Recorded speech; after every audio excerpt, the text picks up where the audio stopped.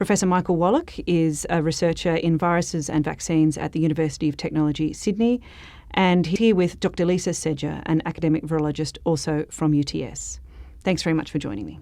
Today, we're asking these researchers to answer questions about coronavirus and COVID-19 from you guys, our readers and our audience. We're going to start with Dr. Sedger. Adam would like to know, how long can this virus survive in various temperatures on a surface, say a door handle or a counter at a public place? Oh, well, that's an interesting question because we hear a variety of answers. Some people say that these types of envelope viruses can exist for 2 to 3 days, but it really depends on the amount of moisture and humidity and what happens on that surface afterwards, whether it's wiped off or something. So potentially for longer than that, potentially up to a week. But with cleaning and disinfectants, etc., not very long. Mm-hmm. And what's an envelope virus? Well, viruses are basically nucleic acids, so DNA, like is in all of the cells in our body, or RNA, and then they have a protein coat, and then outside of that they have an envelope that's made of lipids. So it's just an outer layer of the virus, and if it's made of lipids, you can imagine any kind of detergent, like when you're doing your dishes, disrupts all the lipids and the fat. That's how you get all the grease off your plates, right?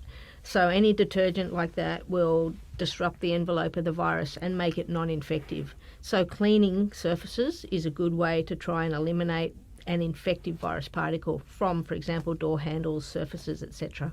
Michael would like to know, if I could shrink myself down to microscopic size and watch a virus invade a cell, what would I see? Well, a virus is not like a bacteria. A bacteria is an entity all of its own, and it can replicate and make another copy of itself and grow on a nutrient source. A virus, however, is sometimes called a non-living entity because outside of a human cell, it can't replicate. It just exists as an entity. A virus is essentially just a piece of DNA, which is in the nucleus of every cell. It's what makes what our chromosomes are made of. So it's either that DNA or RNA surrounded by a protein coat, and sometimes there's also a lipid-based envelope outside of that again. The virus will somehow encounter a cell, and for respiratory viruses, it's largely by us inhaling water vapour droplets. They may contain hundreds of viruses. Those viruses then will attach or be exposed to our respiratory epithelium. If the virus can actually bind to the respiratory epithelium cell, then it might get inside. Once inside, it may or may not have the capacity to actually undergo replication, but it has to uncoat from that protein shell. Then the nucleic acid, the DNA or RNA, has to make another copy of itself. Then all the genes that are in the virus have to get expressed as proteins. They then reassemble into a new viral particle, and then the virus will get out of the cell.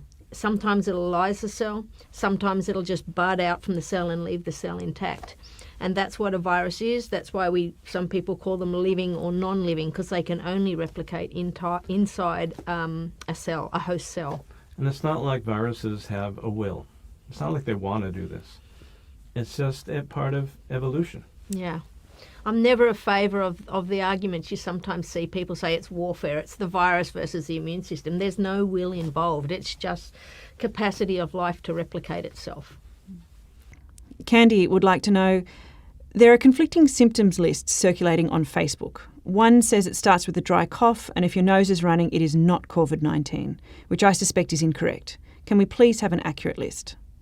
The major symptoms are, in fact, a cough and shortness of breath and fever. Yep. But it's not to say it's not possible that you'll have also upper respiratory effects. The virus goes into the lung and attaches to the alveolar cells, which are the cells that make up our air sacs and that help our breathing. And it has to get there to really cause this disease. So if there's upper respiratory involvement, which includes sneezing and a runny nose, etc., it's probably not the main effect of the virus. Again, I would say if you see that somebody is sneezing and wheezing and that's it's probably an allergy, but it does frighten people. I was on the train this morning, and I know if I, God forbid, sneezed, the whole train would empty out pretty quickly. We're just coming into winter, and actually it's a really good question, because at the moment what's building is a sense of fear. But we must keep in perspective that there will also still be the normal seasonal cases of flu. So just because somebody sneezes or has a sore throat does not mean that they've got COVID.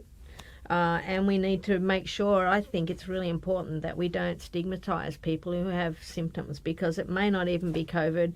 And we're all at risk from any respiratory tract infections, and already have been for years. That's not a new thing. We just need to keep things in perspective. And Professor Wallach, Paul would like to know, should people cancel travel plans given that this virus is already here? Does travelling make the spread worse? And that's international travel or domestic travel. So this question has come up to many different governments from around the world who've reacted very differently.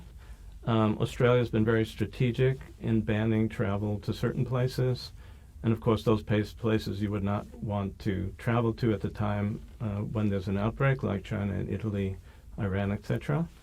I was also asked the question on ABC Tasmania, should the Tasmanians restrict domestic travel to Tasmania? At the time, they had a single case. And I said to them, if you have one case, you most likely have more. You will not prevent the entry of the virus into Tasmania. But what restricting travel can do is restrict the number of people who are seeding that area with virus and make it more manageable. So it's a question of timing. As I was saying to you earlier, the cost-benefit of closing off travel has to be weighed very carefully because the economic impacts are very great. So I think it's a case-by-case basis. Ultimately, the planet is now seeded, and we're moving into the stage of exponential growth, and that it will affect travel very severely, where in all likelihood, travel will be very much curtailed now. This question is, why do we make a bigger deal about coronavirus than the flu? Yes, and I understand the question. Flu exists. We get it seasonally every year, and then we get pandemic flu. And yes, people do die from influenza. I think it was 16,000 people in the US died last US winter. But the issue with this virus is that we don't yet know how to treat it particularly well. We're trialling antiviral drugs in China at the very moment. There's clinical trials on experimental drugs. There's drugs that doctors are using. But until that data comes in and we actually know what regime of antiviral drugs to use, then we don't really yet know how to treat it with antiviral drugs. The other thing is with flu, we have a vaccine.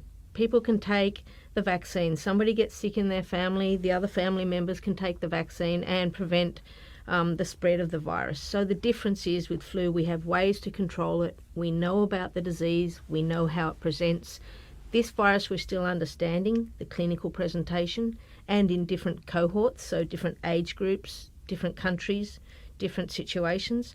We're still understanding the symptoms, and we don't yet fully know how to control it by antivirals, and we don't have a vaccine yet.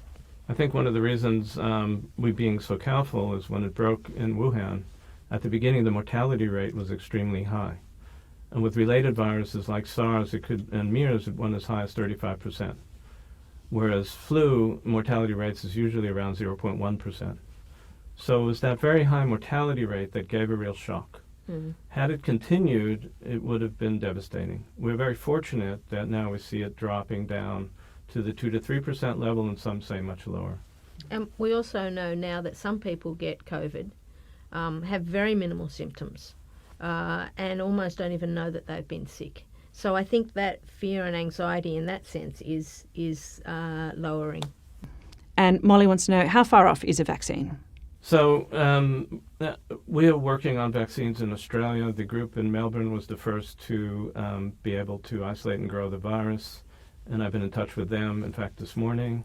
We're working collaboratively nationally as well as internationally, collaborate with people at Stanford Medical School, who through Stanford and collaborations we have with them, we have worldwide about 15 vaccine projects going, plus all sorts of industry companies are aiming to make vaccines. In fact, one company in Israel early on announced that they believe that they can get to a vaccine within a few weeks. The problem with the vaccine is you may produce it even quickly, but it's testing it and making sure that it's actually going to help. There's a fear with COVID-19 that if it's not formulated correctly, to make a long story short, it can actually exacerbate the disease. So everyone has to take it slowly and carefully so that we don't actually cause more problems than we currently have. But I'm optimistic and believe that we'll get there. If the WHO declared it would take 18 months, I would like to present a more optimistic view, not based on anything that substantial, but I think we can do better than that. And it is a great learning curve for the next time this happens. Recently, we've just seen Africa experience a very significant outbreak of Ebola virus. And there's been an experimental vaccine that's been administered that has largely controlled that outbreak. I think the people working in vaccines and the people who do the safety and efficacy studies, we've learned a lot from how to administer vaccines, how to get the data we need to show safety more quickly than we might have in the past. So in the sense we're learning lessons constantly from viral outbreaks. Might not be the same virus, might not be the same country, even the same continent, but we're learning how to do these things more efficiently and more quickly, and always the issue is weighing up safety versus the ethics of the need to administer or get the drug out there as quickly as possible. And Mike wants to know, isn't lining up at fever clinics going to make the problem worse? So for sure, the way in which people are processed at clinics is crucial. And the minimal distance you should keep from a person who's infected is, according again to WHO, is 1 meter. So the clinics have to ensure that spread is minimized. Not only spread between people waiting online, but to the health workers themselves. We've had real problems for health workers in China. Several died. And we face that problem here. One of the things we have to do is ensure that we protect our health workers, because otherwise they're not going to want to go in and actually see the patients. Unfortunately, masks alone do not work. We can't rely on them. So it's a problem. In Israel, for example, testing for COVID-19 takes place in one's home. An ambulance pulls up and takes the swab and then takes it to the lab. That actually would be the ideal approach. True, the ambulance services in Israel now are swamped and having great difficulty in coping, but as much as we can keep people separated from each other when they're infected is crucial for the success of any campaign. And Dr. Sedgwick, Cardia would like to know, how does this virus respond to cold or warm temperatures? Is it like the flu, which thrives in cold weather?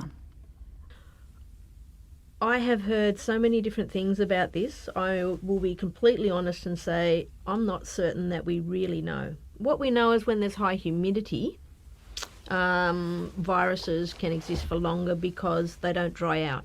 So that envelope we talked about is less likely to be dried out, and once that's dried out, the virus is less infective. It's not actually infective at all if it's disrupted that envelope.